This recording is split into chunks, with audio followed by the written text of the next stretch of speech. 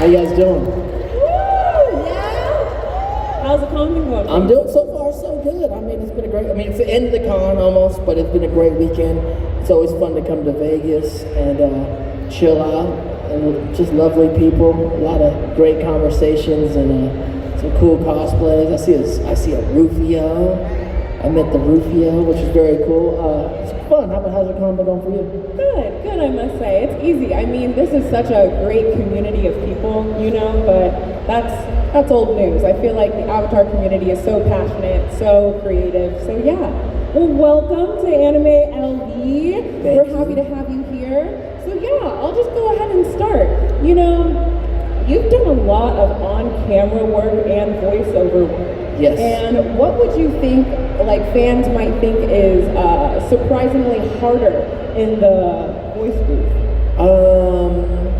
I don't know. Because I came from on camera, and when I got to voice acting, I really just approach it the same way as far as acting. Like whether there's a camera in the booth, there's a camera in the room or there's like a microphone in the booth, it's really kind of like, I'm actually doing the same performance to a degree. When it comes down to it, I think, voice acting, sometimes you think it's easier. It's easy because it's like, oh, you're not dressed up and you're not in the world and everything. But it gets kind of hard sometimes because you're trying to create that vibe for it, especially when it's emotional things or things of that nature. But when you're acting, because I also direct and produce now, and so when you're doing the scene and you hit the right kind of like tone or chord, or like you get a very true feeling of it, like whether it's on camera or in the booth, you feel it's the same feeling that you have that I think the audience feels later on. But when you get there, we all feel it in the room. And I don't know if it's harder. We got to get to it, and I don't know exactly how we get to it all the time. Right. But we have to get there. When we get there, everyone feels it. It's like, whoa, did you experience that? And we're like, that's where we're supposed to be. No, that's incredible. Avatar is all about storytelling, and I think that having a community that is so passionate about it, did being part of the Avatar world kind of change the kind of stories that you want to be a part of and or make? Of course. I think this whole Comic-Con's grew up in the last 15 years, and the whole thing about anything that we do is hopefully we as actors we get to be a part of a great story. Yeah. And Avatar happened to be one of those great stories. You go to these cons and you go to big Comic-Cons, and the reason why we're all there, us including as fans, is because there's all these great stories that impacted our lives. And so to have the good fortune of being a part of one of those great stories from the ground level is crazy. Yeah.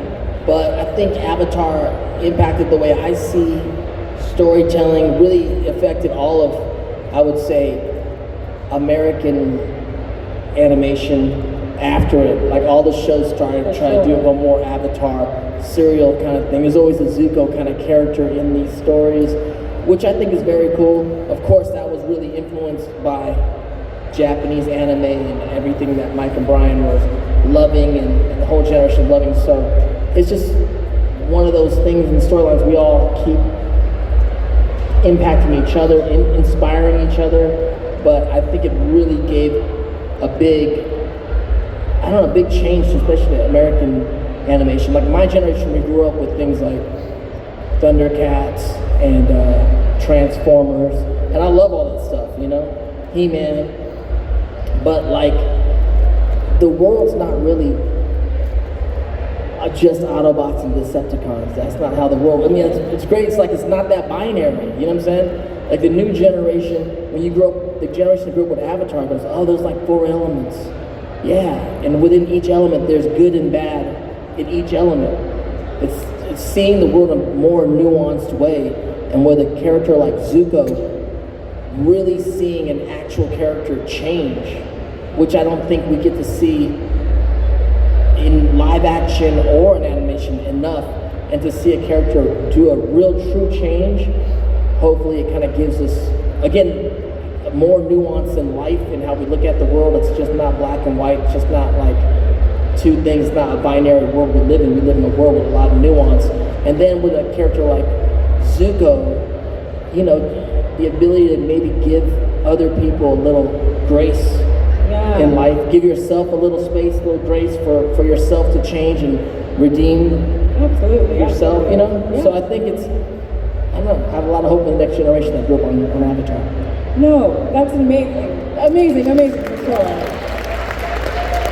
And speaking of the next generation of Avatar, I watched her interview with Dallas Liu, who is the live action version of Zuko. Yeah, of course. Yeah. And I What did I say? Yeah. I mean, did I say anything good? No, you sounded great. You know? I think it's like an odd fact that like every person who's done Zuko starts like with the letter D.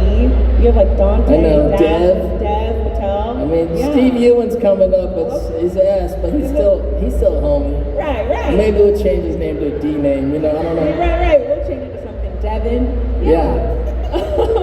If you met the younger version of you who first took on the project, what's like a piece of advice that you would give yourself, and what's something you wouldn't warn yourself about? I don't know. Like Dallas hit me up, very respectful young man. He was like wanted to give me flowers and also, you know, talk over the character with me, and so I got to do that, which was great. But what I told him ultimately was like, my phone is always open. If you need anything, you can call me. And you know, I love the respect that you give me as your elder, but at the same token, you know, it's your turn. It's your turn. Like, yeah, sure, watch what I did and watch what Dev did, but also there comes a time in a young artist's life where you gotta like, not throw it out the window, but you gotta have like your own, like it's my turn. It's your heart, yeah. Yeah, it's like, yo, these guys. Like, Right. I'm just saying, go for yours. Like, forget what we did to a degree and make it your own to a degree. Like, do your thing. But to the younger self, it's hard to say. When I started the show, I did not know it was gonna have the world impact that it has had. Right. And it was gonna become this whole thing. Like, we'd be talking about it 20 years later. There's no way. So you can't even prepare yourself for that. You know what I'm saying? You just gotta live it. Gotta take the leap. Yeah, I didn't even know how important the show was gonna be. Like, real talk, I was like, this may not make it on the air. Because it wasn't really Nickelodeon. It's a Nickelodeon show, you know? And I grew up with Nickelodeon, and we all did, and SpongeBob and Cat Dog and Dora the Explorer, like great stuff, like anime-inspired epic adventures about genocide and war. Like, this is like, what? Like, I got the script, I was like, nah, this ain't gonna make it, I don't think. But, you know, I'm glad I was wrong. Right. So there wasn't like anything, it's like, it's almost, I was talking, because the 20th anniversary was like last year. Yeah, 20 years. So a lot of our cast had got together for a bunch of cons and a bunch of interviews, and it was crazy because it's like looking back. I felt like it's like looking back in your high school days or whatever, younger days ago. Look how cool we were. We like changed the world, and it's so cool. But we didn't know we were doing it at the time, and it's almost better because if you're in it thinking you're gonna be this like cool guy, all the guys who thought they were so cool in high school were like not that cool. And then you look back at pictures and you realize how cool you were. Right.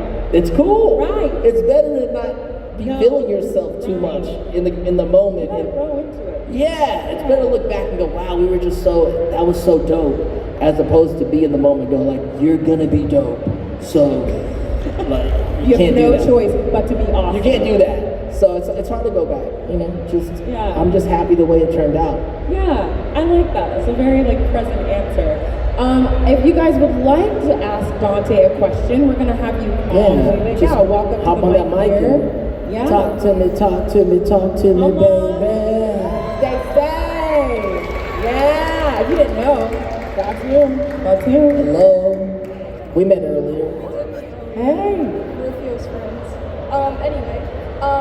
Zuko is like a really complex character, and I just wanted to know which of his attributes you kind of resonate with the most. What attributes I kind of like vibe with the most? There's an old saying in acting that you're stuck with the character and the character's stuck with you. So that just means to say, like, if you're doing it right to a degree, there's like a lot of you and the character. There's like a lot of me and Zuko, and there's a lot of Zuko there to me. I think when I talk acting with like young actors, it's all about where do you and the character intersect. Like that's where you play the character. Like, and you may not get the job, but that's the true place for you to play the character. When we get lucky as an audience, as a world, is when the right character and the right actor meet at the right time. And then something special can happen and transcend. It just so happens that when in my podcast, Breaking the Elements with Janet Varney, I got to really go, shout out to Janet Varney. I got to go back and look at the series really. I never really watched it from top to bottom like that. And I realized that I was personally going through so much trauma in my own life while I was playing the character that it just interweaved in the DNA of what Zuko was going through. And it was one of those perfect actor, perfect character at the perfect time situations. And so what resonates with me is pain and trauma, especially by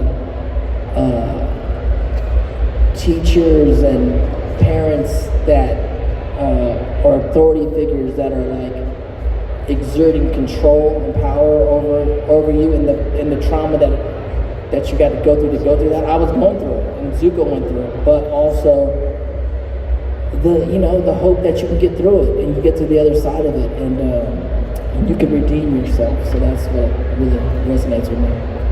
Thank you. Thank you for your question. Yeah, come right on up. Introduce yourself. What's your name? Hi, I'm Nevaeh. Nice to meet you. My question was, what was your favorite lines that you got to say during the show? The show? I mean, there's so many. I don't know. What's your favorite one? I don't have one off the top of my head right now, but I was curious what yours was. I was asking one of the other voice actors previously what was theirs, and I was curious what was yours. Okay. One of my favorite ones is always, why am I so bad at being good? Because I ask myself that all the time. But when rewatching the show, it's a very small line, but a very big moment for me in the firebending masters when they do the dragon dance, and then when they finally get in the middle of all the rainbow fire, and Zuko's just like, I understand. I was also like watching it, like took a picture of the screen, like, yo, that's what we want, like the moment of clarity, like I understand. And I had it, I understood also. That's all I knew, like I understand too. Yeah. Thank you. Thank you. Hello. I'm suddenly nervous. What's your name? Idea. Idea? It's like idea with an H. ID. Oh. Idea. Idea. Yeah. How you doing? Doing great. Sorry, I'm nervous. Okay, my question. In an era of growing appreciation for indie animation and for people to kind of take their skills and do what they can do with it, like with all the online tutorials, YouTube tutorials, stuff like that, do you think there's a potential for more Avatar-like shows that can push those boundaries and set new standards?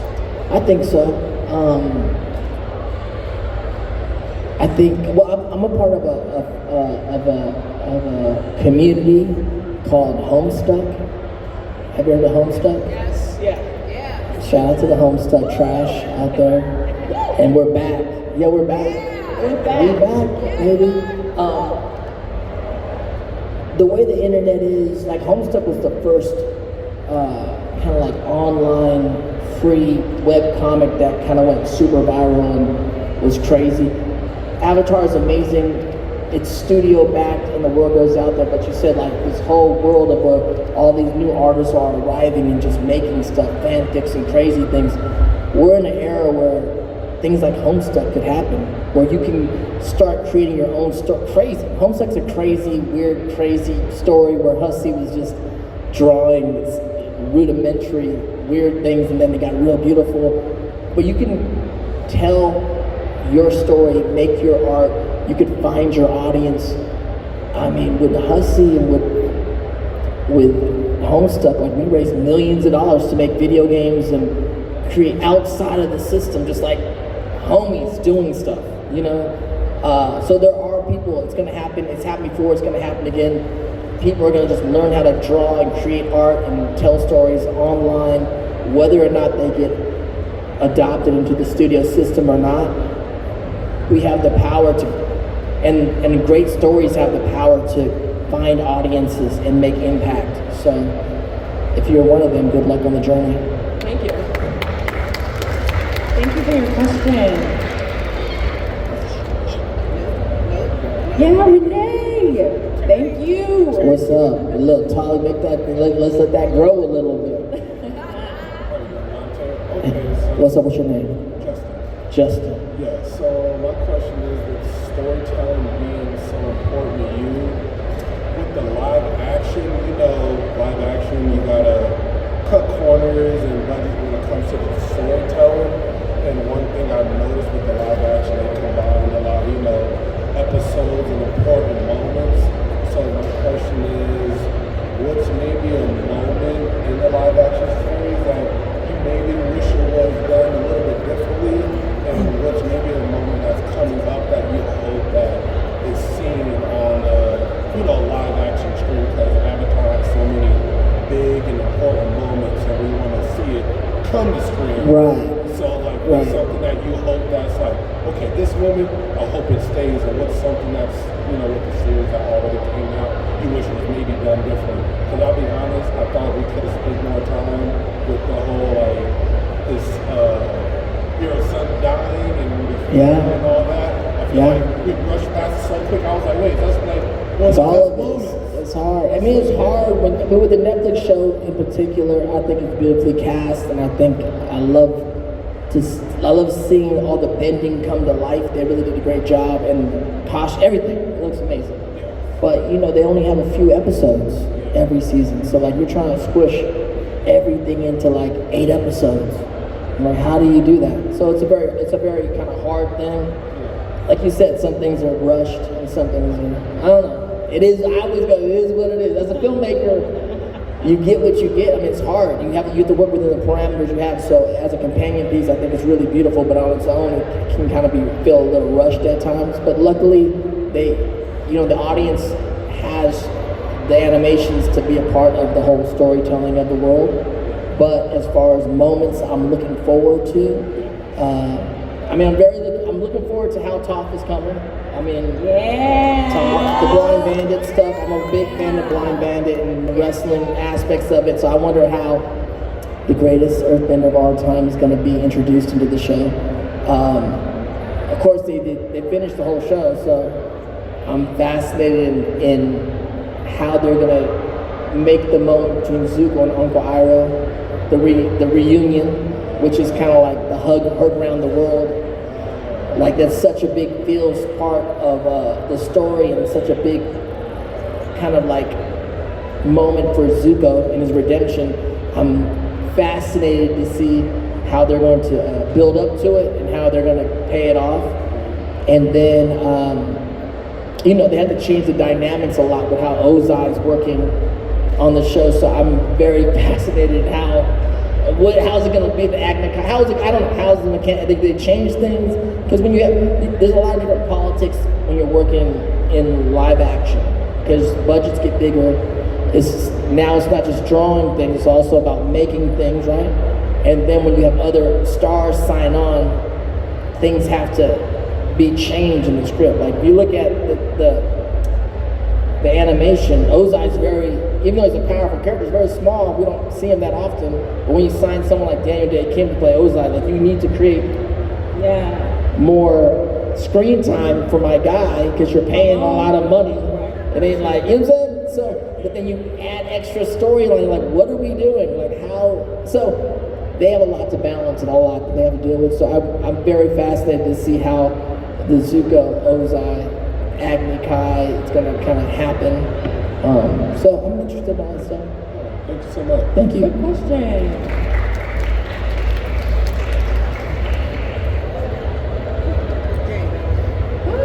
Hello, what's your name? I'm Abby. Hi, Abby. My question was, do you have a favorite episode of Avatar? It changes. Like I said, recently, Firebending Masters was my favorite because of that, the moment of clarity. But when I think about the show and just my feelings of fun, like, I really like The Beach. The Beach is a fun episode. I really love that episode just to see, not just Zuko, but all of them, Zuko, but not just Zuko, all of them being just teenagers, you know, because they're doing some heavy stuff in the show, but then it's that one episode where Azula is just being Azula as a teenager and a little vulnerable, and Zuko and May are doing their damn thing out there. So, I mean, I like that, and I like, you know, I like Hawaii, I like islands. I wanna, Beach episode. yeah, play a little like volleyball or whatever game they were playing, you know. Right. It's Little cool. party. Little like light times, you know. Thank you. Thank you. Hi. Hello. So I have a question about two of your legendary characters. So if Zuko was to meet Rufio in Yeah. a fight, In a fight, who do you think would win? 3 a.m. in a Denny's parking I lot. mean, Zuko's a firebender. Right. So, I mean, he's good with them swords. I mean, as the blue spirit, they would have a good sword fight. But when the, yo, bangarang, right? What's up? My cousin's in the house. But then, once the firebending starts happening, Rufio's in trouble. I'll tell you who's gonna be in there coming real hot is Jake Long. Because Jake Long turns into a dragon, and now, what are we talking about? Right. What are we talking about? Fire. Fire. He's like, you've been fire, I am a dragon. Right. That's a good one. Thank you. Thank you. Nice shirt, by the way. Thank you for representing Yeah. for the Fire Nation. Good folks in the Fire Nation out here. Hi. Hello, what's up? What's your name? What's up, Dante? My name is David. David. Yes. And it was a pleasure to meet you. Pleasure to meet you. My question is, so I heard in an interview from Dave Filoni that like the SpongeBob crew would always prank Royal and like have you on your toes. Yeah.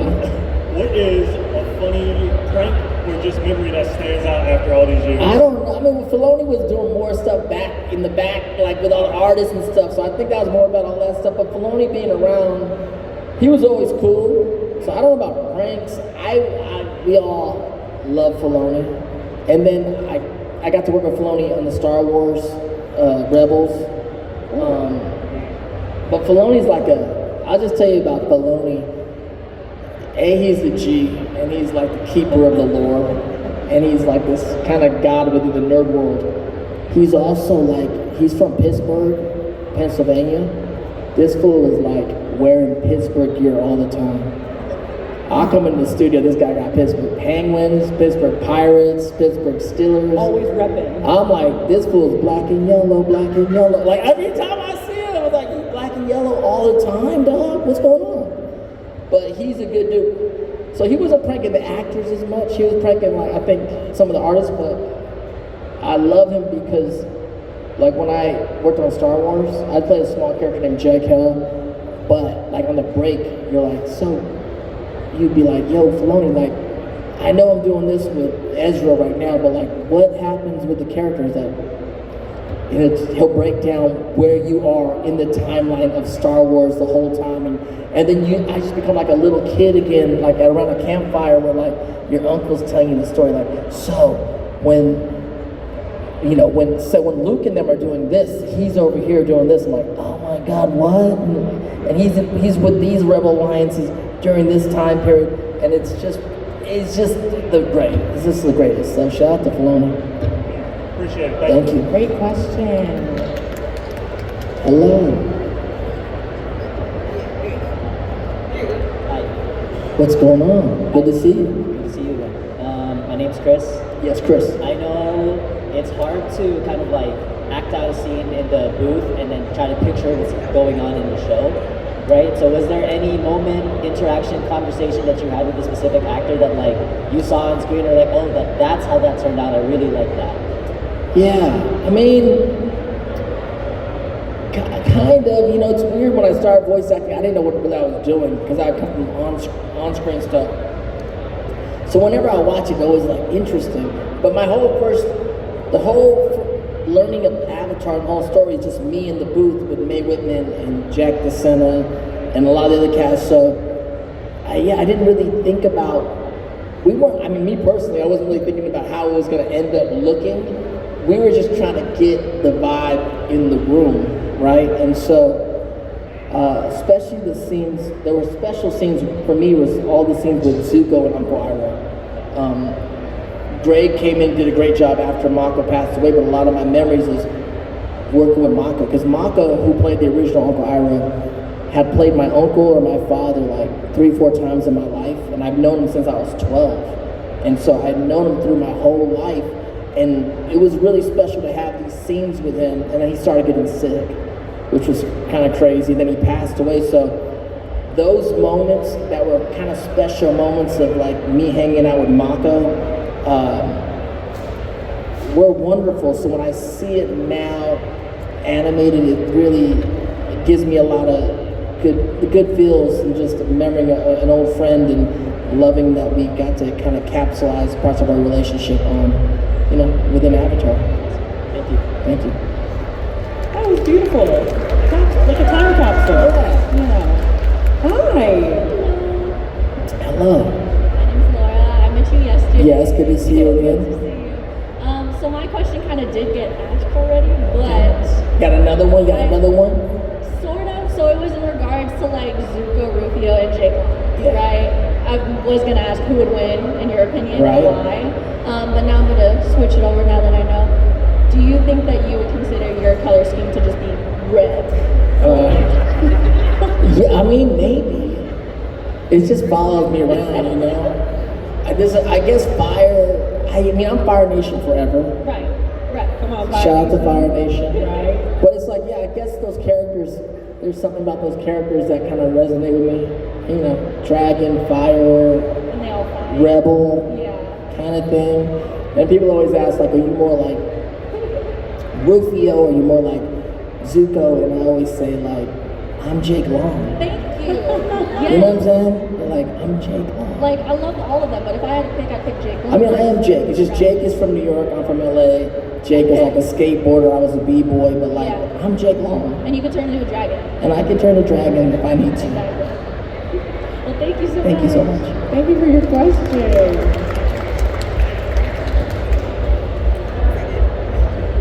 What's up? Good to see you. Where's the crew? They're over there? Crew's here. What's up? First off, I just want to say thank you for being one of my notes. Oh man, I'm flattered. I think that like after rewatching Avatar like a couple years ago, it was like a lot. It inspired me to change a lot myself. And Okay. I was just wanting to like, I wanted to know like how does it feel to like that you like change not only my life but other people's lives like just like playing this character. I don't know, I'm flattered. I'm flattered. I feel fortunate. This is the deal, like, I'm old, dog, I'm screaming. No, I mean, because the real talk is like I've been acting longer than most of the people in this room have been alive. I've been an actor for 40 years, which is crazy, right? That's crazy. But, and I'm fortunate, man, because I've been around. It's been a crazy grind. I love what I do, but there's ups and downs. I happen to be around as a pioneering Asian American actor, Filipino actor, and so, shout out. And I'm just humbled, really, because I've just been out here working and doing my best to kind of continue to to work and be to tell cool stories. It just, when you look back, it kind of like gave a pathway for a lot of people to either pursue the arts or be seen in Hollywood. And it wasn't anything that I set out to do when I started doing what I was doing. Now as a veteran, it's something that I kind of lean into and kind of try to help open more doors as a producer and a director and a writer. But when I meet cats like you and they say that I've impacted your life in some way, shape, or form, it's humbling. You know what I'm saying? So I appreciate it. I feel fortunate. Thank you so much. I have one more question. Go for it. I know it's a little selfish, but like, if I say something, you remember that scene where Sokka's talking to Zuko? You want to do the scene? Let's do it. Let's do it. Okay. You go. You do your part. I'll do my part. Okay. My first girlfriend turned into the moon. That's rough, buddy. Thank you.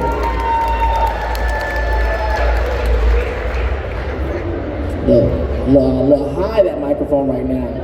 Right. Hi, my name is Jessica. Very nice to meet you. Good to see you again, Jessica. Very nice to see you. In The Last Airbender, there are obviously so many emotions that we see watching, and the wrap-up is a pretty good, feel-good story. I think, in my opinion, the only story that they leave on a cliffhanger is Zuko's, in reference to his mom. Right. Do you ever feel that type of frustration with that story being unfinished, or do you feel like the feel-good story of everybody else? I mean, they left that on a hard cliffhanger. They was like, what happened to my mother?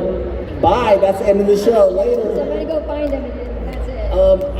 I mean, for me, I wish some parts could have been animated, but for like a lot of the hardcore fans, it drove us into the comics to go learn and the books.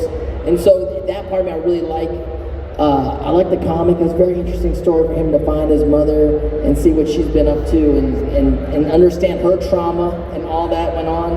I've read through, not all the comics, but I read through a lot of the comics, but that led me into the books where I got to read about all the other all the other recent avatars. Ming Chen, I read her books, and Roku? I'm in the middle of Roku's right now. I'm in the middle of the second book of Roku right now, so I'm glad it's kind of led me into there. But I know a lot of the audience have not jumped in there. Always a lot of people ask me, what happened to his mother? I'm like, read the comics. So I'm sorry, but I don't know how to read. So I know. There's a lot of pictures, Jessica. There's a lot of pictures in there. But hopefully, as the world kind of opens up and there's more things out, maybe there'll be some more time to talk about a lot of those stories. And there's other more cool comics coming out with like his little, I think the latest one that came out, like his little sister from his mom's side joins like the Fire Nation Academy, which I want to get into. So what I'm saying is it's a bummer that we didn't get to see some of these things, but it's cool if it drives you into the more literary side of what Avatar is doing.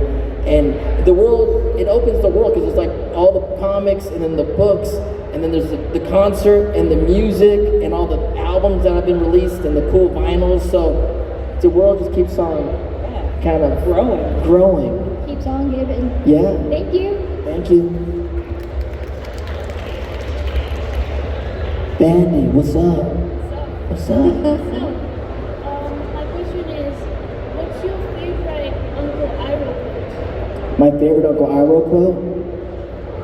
Uncle Iroh. I mean, I'm a father now, so we all strive to hopefully get to some Uncle Iroh status in our life sometime. Right. I'd say my favorite quote is actually, Greg Baldwin's favorite quote too, which is in Korra, where it's about, we talk about like, and it's so true, like, if you,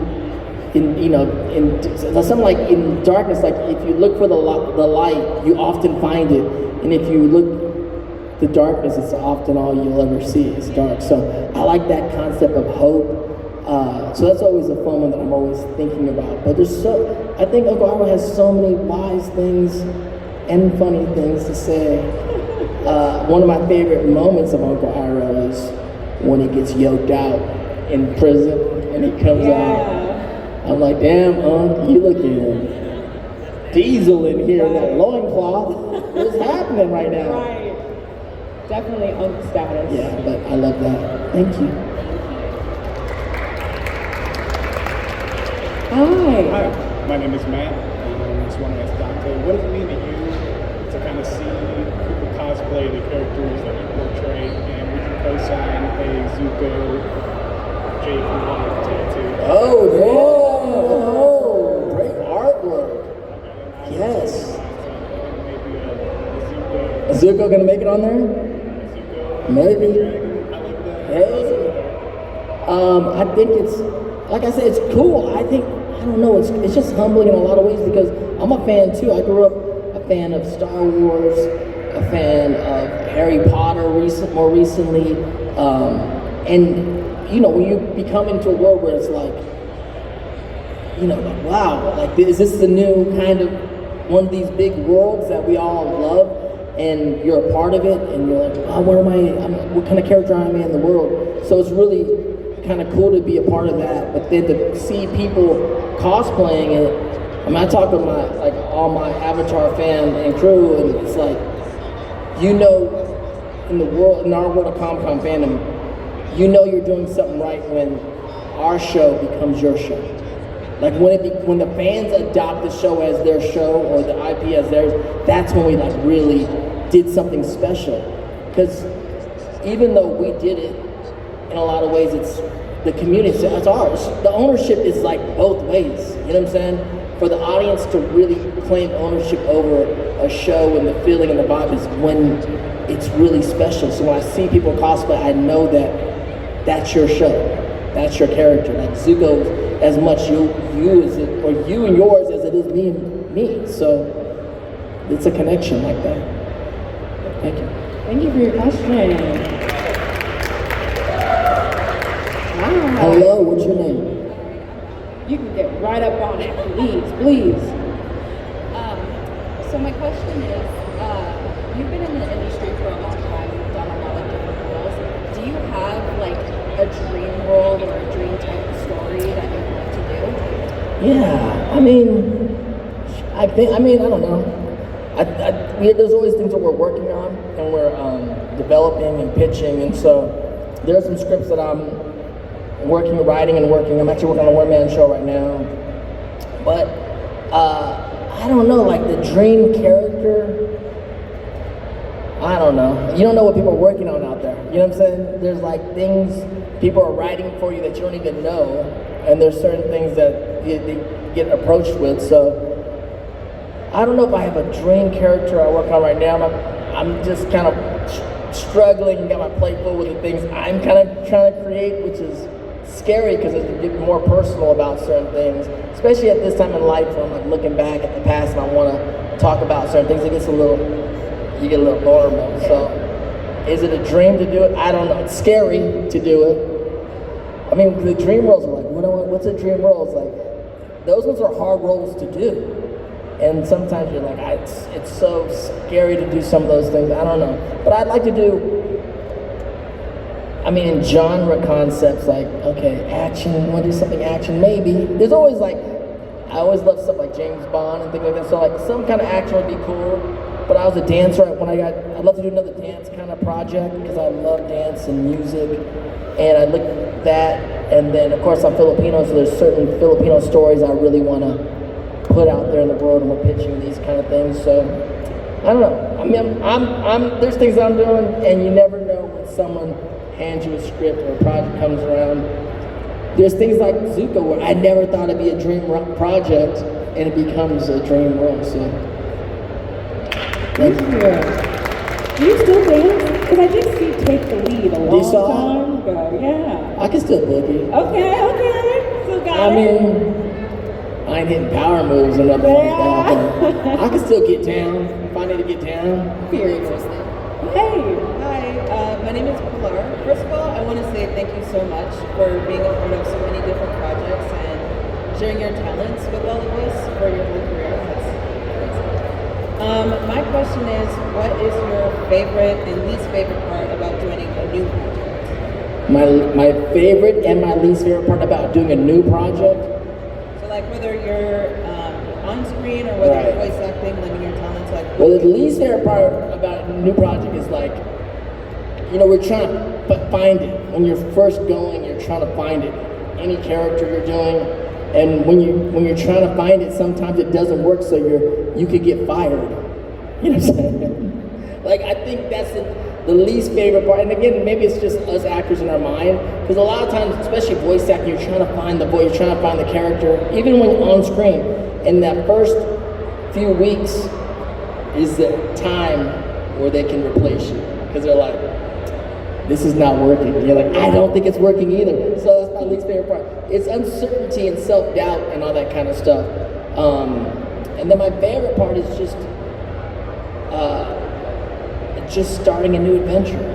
Like, every time you start a new project, it's like a new adventure. And audiences, as audiences, our experience when we watch TV shows or movies is the watching of the film, right? And we experience it, and it impacts us what we do.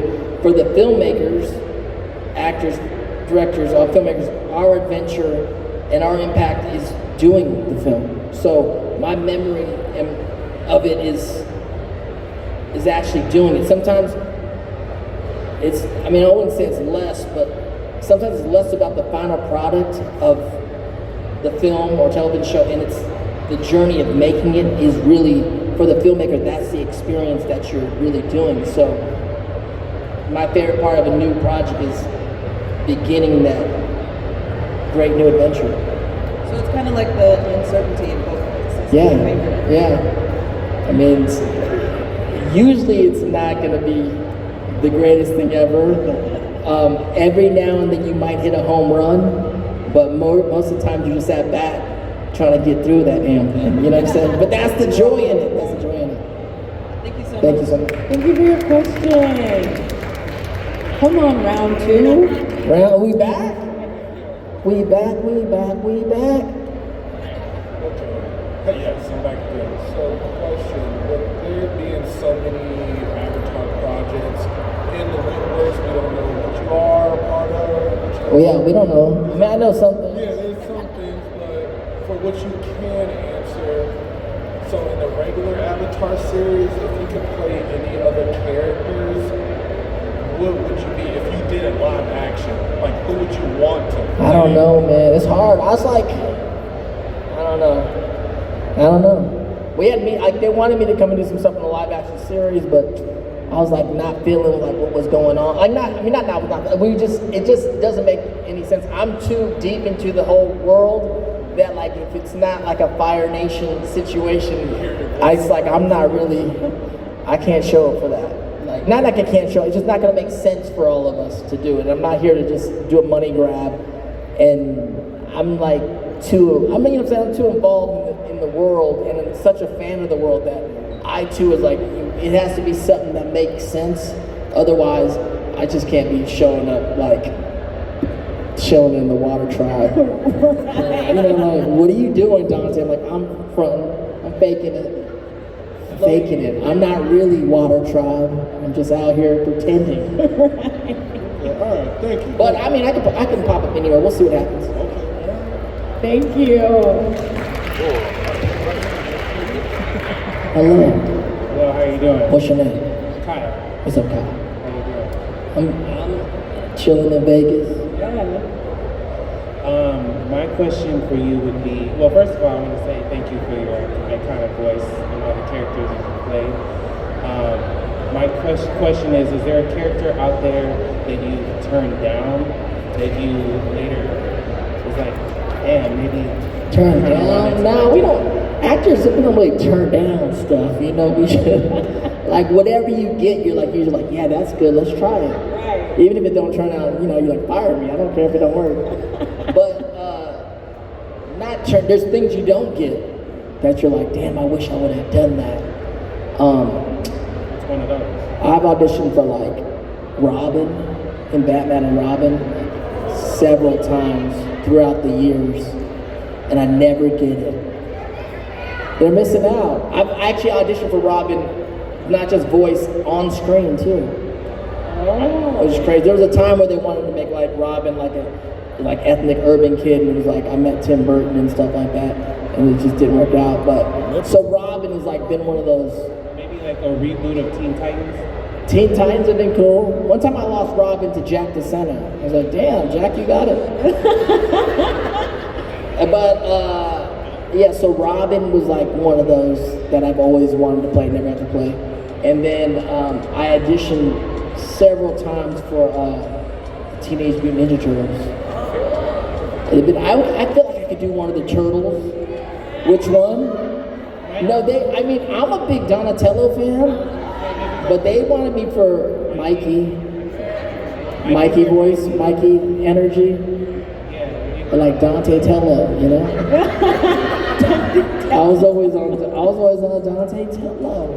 But I've auditioned like for two of the, so maybe they always bring back, there's always like a new Turtles crew, so maybe one of the times, I bet, what do you think, Mikey or Leo, Mikey? No, Mikey energy? We'll see. We'll see if they get lucky to cast me. Right.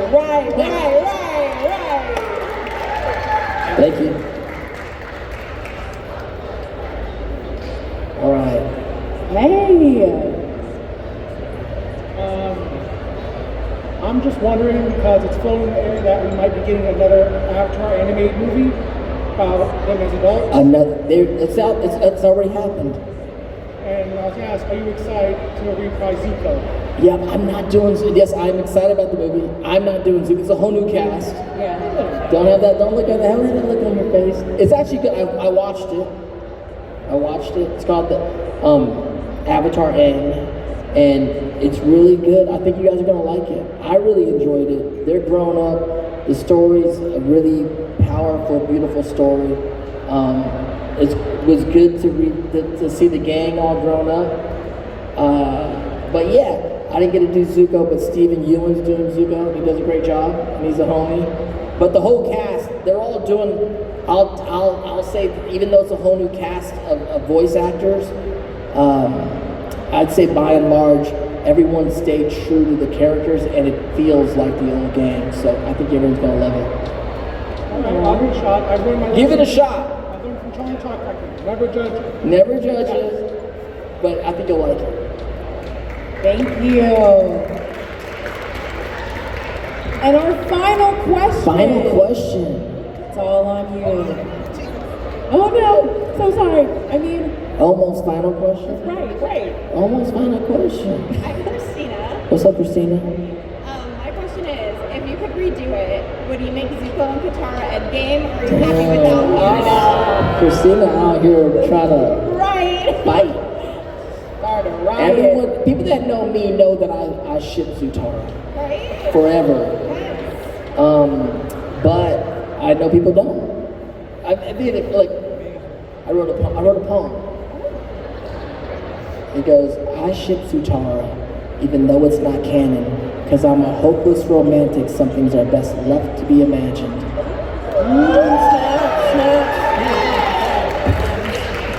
But I'm with you, I feel you. But sometimes, but also rewatching it, first of all, May's kind of cute. Like if May's at the club, I'm hollering at May all day, for sure. And then, Katara was kind of hot on Zuko a few times. She was like trying to she was like, I'm gonna kill you. She was like, for real, like I will end you. So, which is passionate, but it could be toxic a little bit. Sometimes she was a little too hot on Zuko. He was like, yo. And then they got together and he was like, let's go ride out and kill some other people. I'm like, y'all getting too hot with it. Like, what? Zuko like literally like, let's go get that guy who got your dad. Let's like, they was on some Bonnie and Clyde, like, let's go handle some business. And that kind of relationship could turn head dark fast. I think it'd be passionate and cool. They might end up in some problems. You know what I'm saying? But I'm a big Zutara shipper. I love that fan fiction writers have continued the story and continued it. But for all the real diehard OG Zutara fans, you can catch some Zutara feels in Jake Long and the American Dragon. You know what I'm saying? Go check that out. Right. Thank you for your question. Give it up for Dante. Thank you guys so much. Thank you guys. I had a good time. I'm gonna go grab a quick lunch, and then I'll be back at the table for until 4, and then I'll be out. But Go see him. love you guys. If you haven't come by, say what's up. All right, peace out.